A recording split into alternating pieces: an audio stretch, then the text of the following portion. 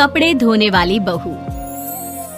शादी के पहले से ही विभा को कपड़े धोने का बड़ा शौक था। कभी नल के नीचे तो कभी तालाब के पास। अरे मेरी नीली वाली लुंगी नहीं दिख रही है। विभा की अम्मा कहाँ रखी है लुंगी?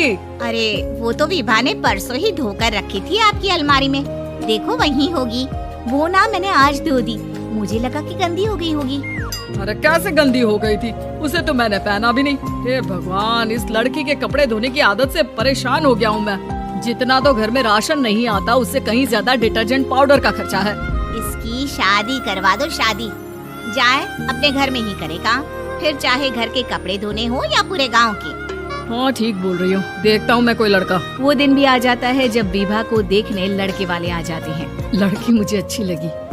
होने वाली सास कहती है, बेटी अगर कुछ पूछना है तो पूछ लो।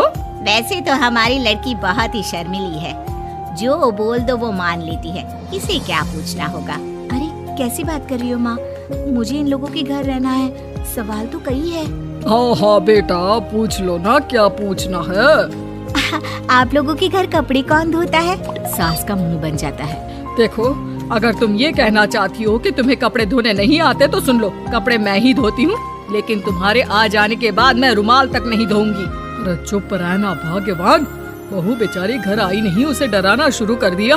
वो क्या है ना बिटिया, अभी तक तो ये कल्लू की माँ ही धोती थी, लेकिन अब तुम्हारे पापा तो दहेज में वॉशिंग मशीन देंगे ही। तभी विभा की माँ बोल पड़ती है, सवाल भी पूछा तो क्या। वैसे भाई साहब, मशीन की तो फिर भी कपड़े धोने की कैपेसिटी होती है। मतलब जो बिटिया दे रहे हैं ना विभा, इसे कपड़े धोने का बहुत शौक है। ये आप लोगों के क्या, आस पड़ोस गांव मोहल्ले सबके कपड़े धो दे और उफ तक ना करे।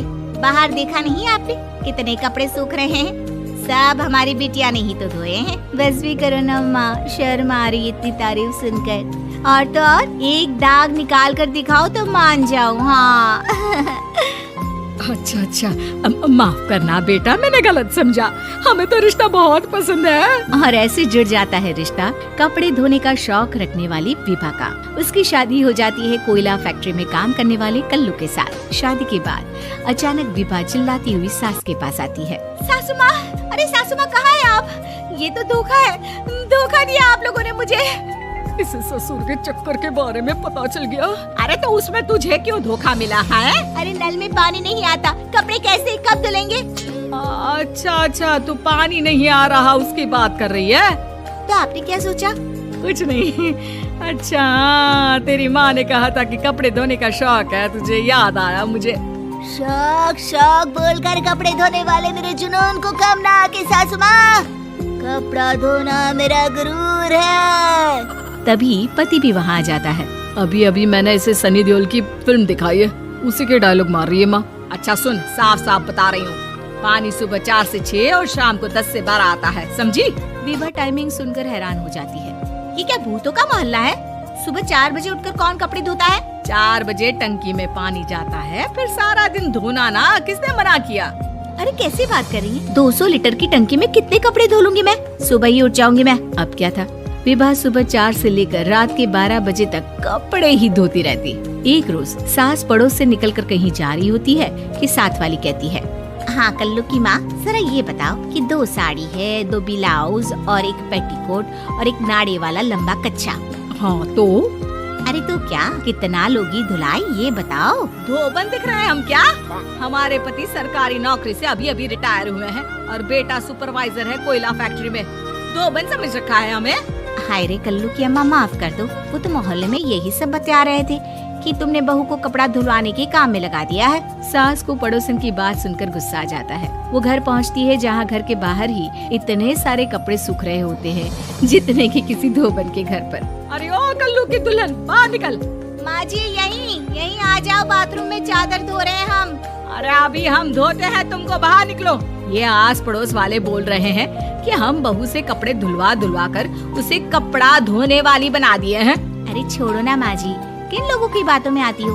आस पास के लोगों का तो काम ही होता है कि वो किसी तरह सास बहू को लड़ा दे। बहू सारे घर के कपड़े धोती है, ये क्या कम है? बोलिए।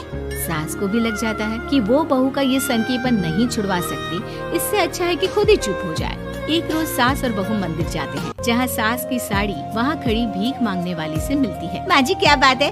आपकी की साड़ी उस भिखारन से कितनी मिल रही है ना। हाँ हाँ देखो तो दोनों की साड़ी मिल रही है। क्या बात है कल्लू की अम्मा, तुम खुद को तो अफसर की बीवी बताती हो और ऐसी सिंपल सी प्लेन साड़ी पहनकर घूमती हो। सिंपल और प्लेन नहीं है ये साड़ी। तो क्या सोने के धागे से फूल बने हैं? कुछ भी सासू माँ, कुछ भी। हाँ बने थे इस साड़ी में सोने के धागे से फूल। मेरे पति लेकर आए थे मद्रास से स्पेशली मेरे लिए 10,000 की। ताहे भाई साहब इस भिखारन के लिए भी सेम टू सेम साड़ी लेकर आए होंगे 10,000 की। सास उस वक्त तो कुछ नहीं कहती, लेकिन बहू के साथ घर आती है और अलमारी से एल्बम निकाल कर लाती है। ये साड़ी देख रही है, ये वही साड़ी है जिसे मैंने अभी पहना था। इस साड़ी में ये जो चमकदार फूल दिख रहे हैं ना, ये सोने के धागों से काटे गए हैं।